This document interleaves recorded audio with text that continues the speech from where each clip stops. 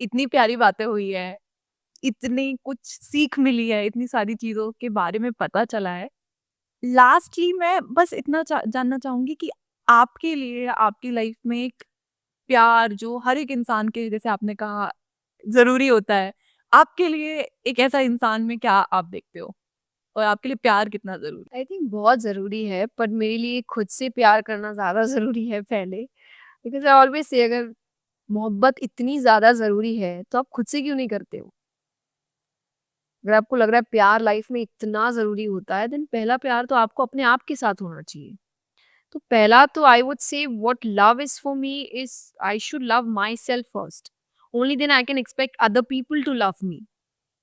क्या आप लोगों से कह रहे थे ये मेरे से प्यार नहीं कर रहा, वो आप अपने आप से प्यार करते हैं? क्या आप अपने आप को उतना लायक मानते हैं कि आपसे आप प्यार कर सके? अगर यहाँ तो आपको लगे कि अच्छा अब कोई और इंसान मुझे थोड़ा पसंद तो कर सकता है, क्योंकि मेरे अंदर इतनी क्वालिटीज़ है कि मैं अपने आप से प्यार करता हूँ।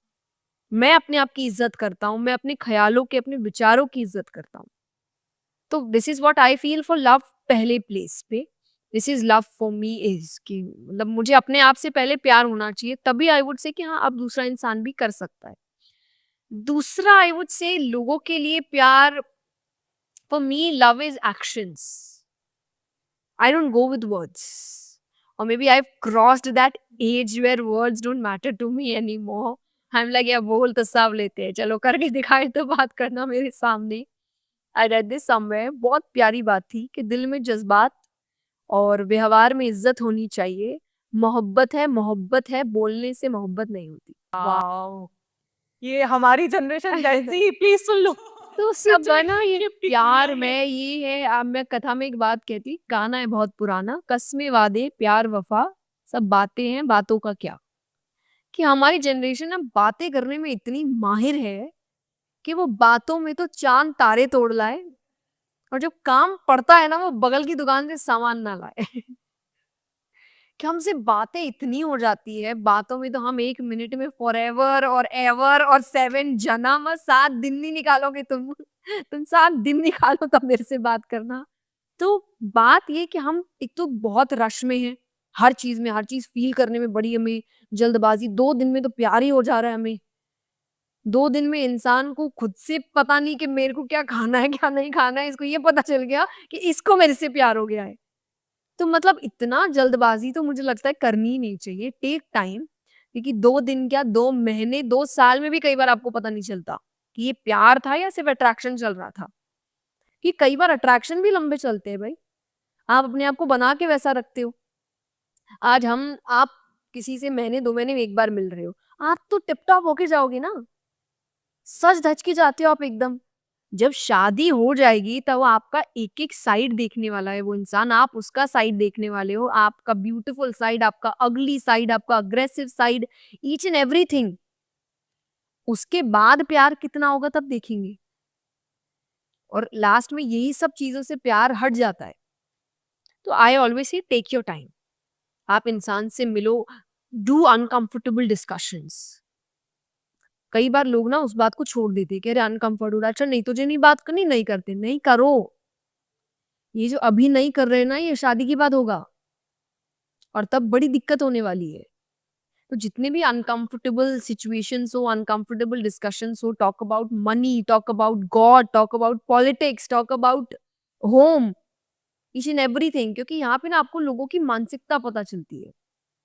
आपसे तो अच्छे से रह सकता है, आप उसके साथ बेबी-बेबी, आप वो बेबी-बेबी, ये सब नाटक चलेंगे आपके। लेकिन आप वो दूसरों के बारे में क्या सोचता है, वो देश के बारे में क्या सोच रहा है, वो पैसे के बारे में, वो हाउसहोल्ड के बारे में, वो जब बच्चे आ जाएँगे तो बच्चों के बारे में, इ if you don't want kids, चलो आप लाइफ फ्यूचर कैसे बिताओगे उसके बारे में, but talk about those things. आपको उसकी सोच पता चलेगी कि वो सोचता कैसे है। क्योंकि कई बार हमसे प्यार है, ये हमें अट्रैक्शन बहुत समय तक रहता है, जब धीरे-धीरे अट्रैक्शन तो खत्म होगा, फिर फीलिंग्स होती है, लेकिन उसके बाद जब आप उसको देख रहे हो, उसकी सोच कैसी है, उसका व्यवहार कैसा है, और आपको बुरा लगने लगता है कि यार तो अच्छा नहीं है, ये बातें तो अच्छी नहीं है, ये सोच तो अच्छी नहीं है। पहले नहीं समझ आया, पहले तो बड़ी जोश था ना जवानी का, तब तो एकदम हॉर्मोन्स पीक पे थे, कि कुछ समझ ही नहीं आ रहा है, गलत, अरे गलत नहीं है, पॉसेसिव है, लव्स मी, है ना, मेरा मेरा ध्यान रखती है, इसीलिए तो इतना कलेश करती है। अरे इसमें क्या चल रहा है भाई? तो लेकिन ये इस वक्त ना बड़े जोश में होते हो, आपको उसकी हर बुरी चीज अच्छी लग रही होती है, उसकी हर चीज को आप ना अच्छा बनाते हो, पूरी दुनिया आपको बोल रही होती है वो गलत है, गलत है, गलत है, दुनिया गलत कर देते हो, आप उसको गलत नहीं बोलोगे। और फिर एंड ऑफ द डे जब सब खत्म होता है तब वो सारी दुनिया खड़ी होती है, क्या जन्म का रिश्ता। तो मुझे लगता है आप ना सोचना समझना बंद कर देते हो उस वक्त। तो एक तो उस शुरुआती चीज को तो आप छोड़ ही दो, जब आपके हार्मोन्स पीक पे है, जब आप बड़ा एक्साइटेड फील करते हो ऑल द टाइम, उस वक्त ये क्या है रिश्ते में, ये प्यार है नहीं है, इस इंसान के साथ लाइफ टाइम बिताना है, ये सोच उसको रोको, डिसीजन नहीं लेना।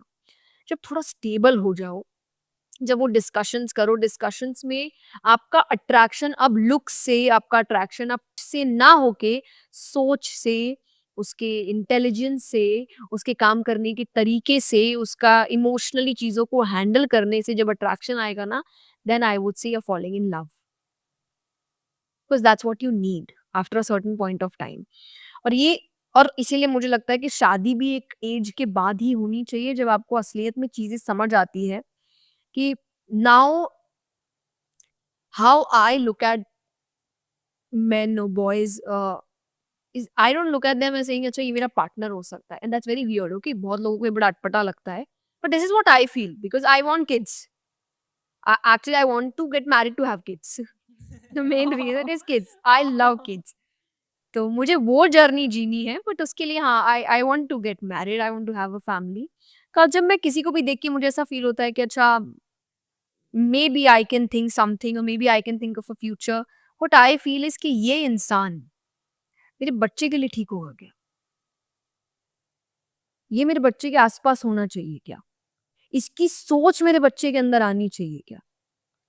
और जब मुझे आंसर यस मिलता है तभी मैं फॉरवर्ड जाने की कोशिश करती हूँ, otherwise I go back, because मुझे है चॉइस पार्टनर चूज करने की, मेरे बच्चे को पिता चूज करने की आजादी नहीं है, वो मेरा काम है कि उसको एक अच्छा पिता मिलना चाहिए। और मैं अपने आप को लेकर, ये आप अपनी फैमिलीज में देखिए, आप अपनी मदर्स को देखिए, अपने फादर्स को देखिए, वो दूसरे में बड़ा कॉम्प्रोमाइज कर लेते हैं, बड़े एडजस्टमेंट्स कर लेते हैं, एक दूसरे की बुरी से बुरी हरकत माफ कर देते हैं, बुरी से बुरी आदत को इग्नोर कर देते हैं, बच्चे के समय नहीं करते। तब माँ पागल हो जाएगी अगर बच्चे की कोई बात होगी, पिता अगर बच्चे की कोई बात है तो उस वक्त अग्रेशन में, बच्चों के लिए वो कोई कॉम्प्रोमाइज नहीं करते। तो जब आप पार्टनर ढूंढो ना, तो आप ये जरूर ढूंढना क्योंकि हम अपने पार्टनर में कॉम्प्रोमाइज कर लेंगे, हम अपने बच्चे को लेके कॉम्प्रोमाइज नहीं करेंगे कि नहीं मेरे बच्चे को ऐसी लाइफ नहीं मिलनी चाहिए, मुझे मिल गई मिल गई। कई बार आप मदर्स को देखिए, जब उनको ऐसे कई बार हस्बैंड्स पार्टनर्स मिलते हैं जो थोड़े ठीक नहीं होते, तो उनकी बच्चे की लड़ाई होती है, मेरे साथ कर लिया, मेरे बच्चे भी नहीं आना, मुझे रोक लिया, उसको नहीं रोकना। तो ये अपने आप निकलता है उनके अंदर से। तो आज इस एज पे मुझे ऐसा लगता है कि this is what I look in a partner, कि मेरा बच्चा, उसकी परवरिश कौन करेगा, मैं तो करूंगी, मेरे बारे में मुझे पता है सब कुछ, पर दूसरा कैसा होगा ये मुझे देखना है।